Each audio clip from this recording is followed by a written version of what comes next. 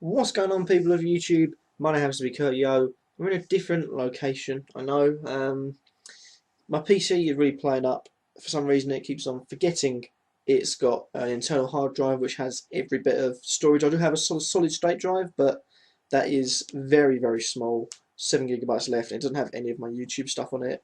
So for now, I'm on my laptop, which is why it looks a bit different, sounds a bit different, is a bit different. But today we are reviewing Game Week 37, a small double game week in which there were a few surprises. That was basically no one did very well in the defence. Let's just put it that way. Moving on from there, we have to talk about who did well, and this penultimate episode of the season. Just to let you know, I will be taking part in Manager. Link to that is down in the description. It's Euro 2016 Fantasy Leagues, but I won't be making content on it.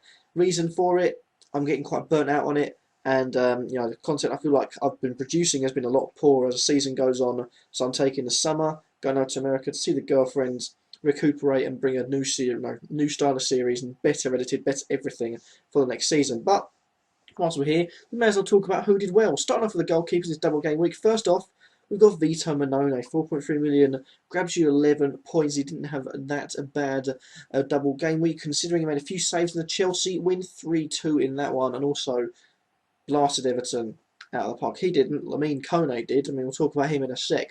And that also resulted in Roberto Martinez getting sacked. So there you go. Moving on from Vito Manone, we of course have Simon Mignolet, who although they didn't give it to him. He did assist Christian Benteke. He did assist quite a lot of chances coming against Liverpool and got away with it. He only conceded one. I think it could have been a lot more if Hazard was the Hazard of last season, not the Hazard of now, which is still playing well. But credit to him where credit's due. He made the saves, got a clean sheet in the first game against Watford, leaving him on 11 points. So well done to him. And moving swiftly on to the third goalkeeper, chose Artur Burak again on 11 points. Did really, really pretty good, I suppose you could say, in the only game they played in West Ham. Now, this one wasn't really expected. West Brom, sorry, I've just seen that. Got 3 bonus points, played 90 minutes, made some saves, and also saved a penalty. That's what the deciding factor was, and that means that, of course, he gets 11 points. Moving on from there, I'm not going to do that would you bring him in or not, because last week is up to you. For me, it's been a long, long season. We've got 1 week left. Go out and enjoy it. Take some risks, do what you want to do, just enjoy it.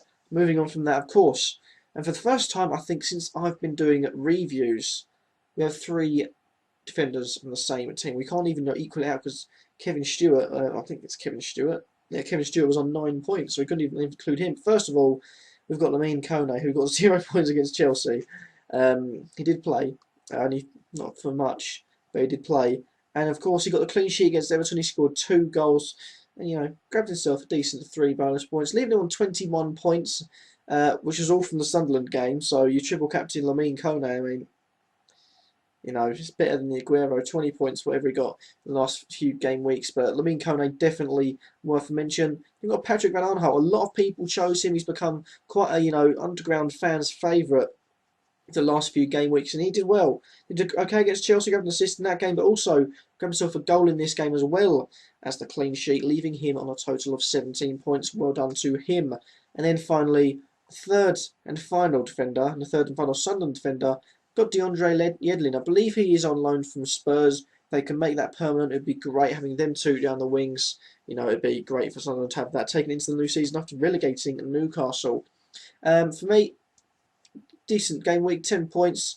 Again, Chelsea got an assist, but it's the Everton one where he grabbed a clean sheet, and in the end, decent overall from both game weeks or both games. Grabbed himself 10 points. Also, shout out to Kevin Stewart for also getting a decent points total. Moving on to midfielders, and this is where I guess it's a really surprising game week, and it really has just showed anything can happen. Anything can happen. But starting off with Nathan Redmond on 17 points. Who would have seen that one coming?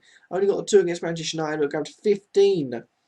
15 in the second game, and 4-2 against Watford. This is a shame it came too little too late for Watford.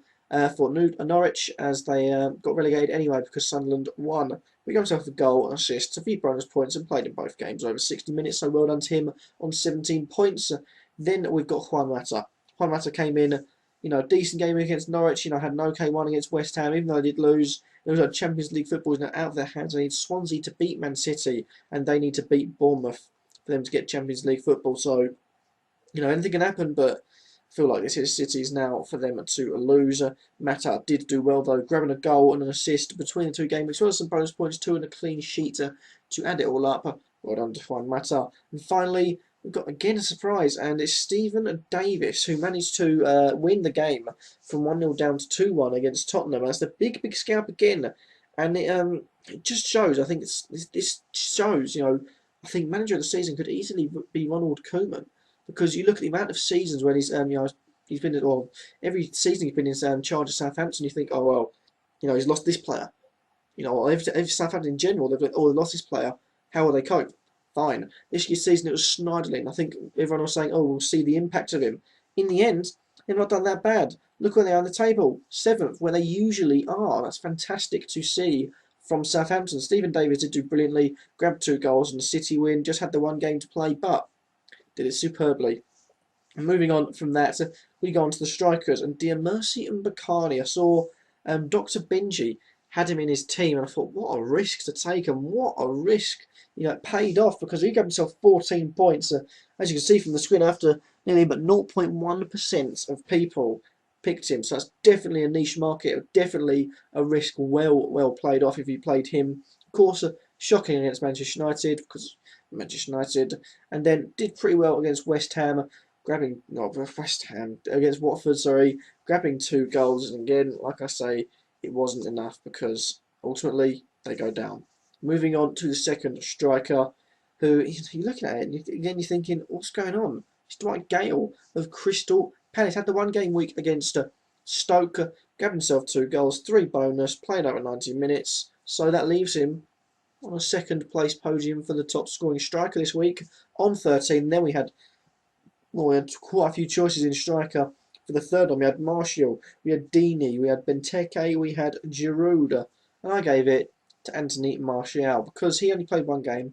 I think others did play 1 game, but he only played 1 game against West Ham, and he was, the sole striker or the attacker that played really well against West Ham. He scored 2 goals. He looked really lively. Just a shame in the end that Manchester United really can't deal with set plays, because otherwise it could have been a win for him, and maybe could have got an extra goal. Who knows? But Anthony Martial comes in as the 3rd striker, and that is it. Penultimate episode. I'm not sure what I'll do for the last game week, but I will do some season reviews. Hopefully get a few guests on to talk about the season with them too. But thank you guys for watching. Like this video, then leave a like and think comments down below, and subscribe if you feel like I'm worthy. And I'll catch you all in the next video. The last one for this season will be next week. Thank you guys for watching, and peace.